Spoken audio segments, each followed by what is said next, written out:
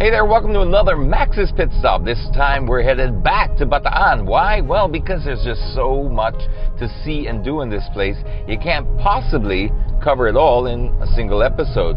Now, we've done the Bagak side, the Marivela side, the Balanga side, and even still, despite all of that, we barely scratched the surface of this place. You see, there's so much character to Bataan. You've got mountains and sea, you've got farming, you've got seaside industry. It's a pretty diverse place. For this trip, we're taking up the MG5, which is like the sedan version of their cute little SUV, the RX5, which is a great looking SUV, and I think it translates well as a sedan. Personally, I'm more of an SUV kind of person, but hey, there's still a lot of room for sedans in our market, and I think as far as styling is concerned, MG have certainly nailed it. This car looks the part. Great design angles on it. The design language is kind of on the conservative side, which I like.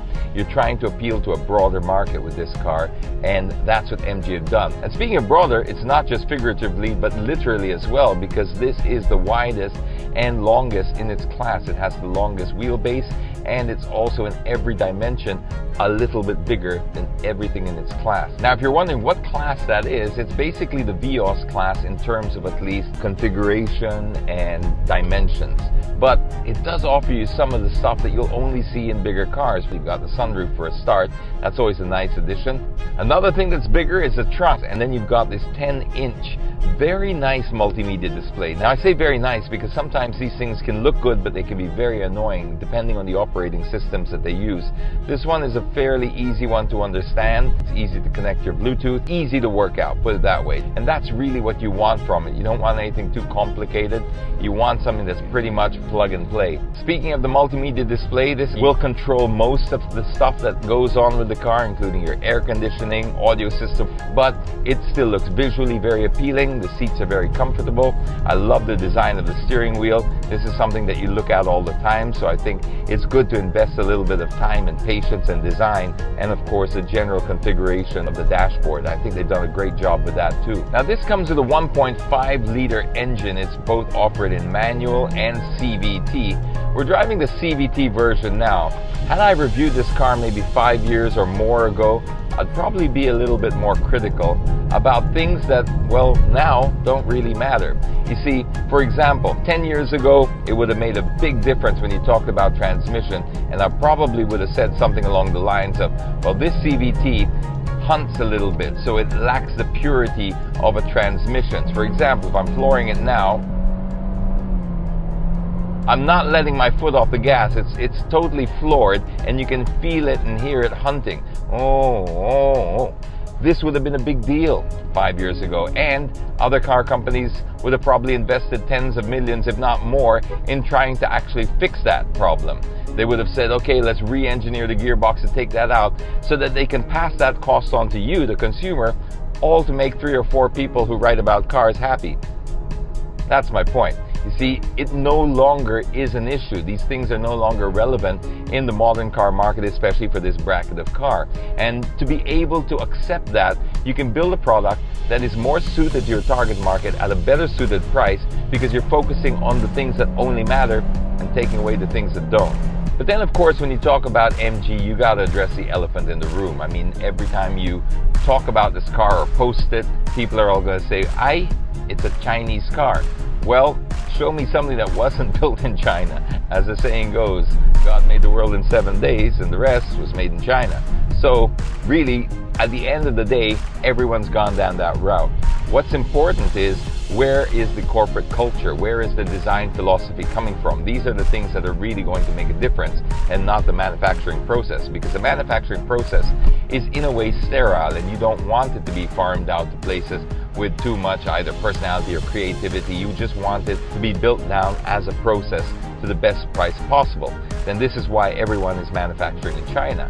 What you want to take out of that, and what you want to have still in your design centers in Europe or North America or other places that are a little bit more steeped in history, you want to keep things like design philosophy, corporate culture there. MG still have that strong British corporate culture and heritage that's ingrained into the brand, and so that's what they keep in-house, and it's only the manufacturing process that's outsourced. Now this car starts around the mid 600s. That's for the manual version, and that's probably the bare basic one. We're driving the top of the line one at the moment. This tops out around the 900 mark, so it is on the slightly higher end for the compact sedans. And yes, of course, there are plenty of options in this area, but I think as a base vehicle for somewhere around the middle of the line with the CVT, I think they've got the pricing pretty much on target. So where we're headed off to now is a place called Landrina. We found this place on Airbnb, but there's a bit more of a backstory to that. You see, every time we post a Maxxis pit stop, we usually ask people in the comment section, where would you recommend us to go? And this was how we found this place. This is how we find a lot of places. We crowdsource it because we were looking for places that are a little bit off the map or off the basic brochure. You see, every time you sort of Google around Bataan or Subic, you're going to get usually the same types of places who usually have a bit more budget for marketing, will get their listings on top. We're looking for hidden gems, and this Landrina Escape promises to be just that. Named after a tropical plant known for its soothing properties, Landrina Escape is just that. A peaceful retreat situated on a private coast along the Strand subdivision in Morong Bataan. Built by a husband and wife team who also happen to be professional contractors, it explains the Hamptons-inspired designer villas which sit on a beautifully landscaped 1,700 square meter exclusive property. The 2-bedroom and 1-bedroom villas are designed to accommodate a group of friends or family of up to 12 guests, and each light-filled suite features wide living spaces, comfortable bedrooms with walk-in closets, and very generously sized bathrooms. There's also well-equipped open kitchens with top-quality appliances, allowing you to feed your entire troop on a budget. But for those who really want to just kick back and not lift a finger, the on-site staff are extremely easy to talk to, and even went to the market for us and cooked all of our catch too. They also offer the most delicious barbecue ribs in an outdoor grill, finished off with marshmallows and s'mores, roasted over an open fire. This is definitely something I would recommend. And the best part is, Landrina is just a 2-minute walk to the beach, where you can enjoy a dip in its clear waters or lose yourself in the spectacular sunsets. So that wraps up this Maxxis Pit Stop. If you have any more suggestions for where we should steer our car next, let us know in the comments box. I'll even draw out a Maxxis shirt, just like the one I'm wearing, for one lucky person. So till then, drive safely everyone, and remember to enjoy life one pit stop at a time.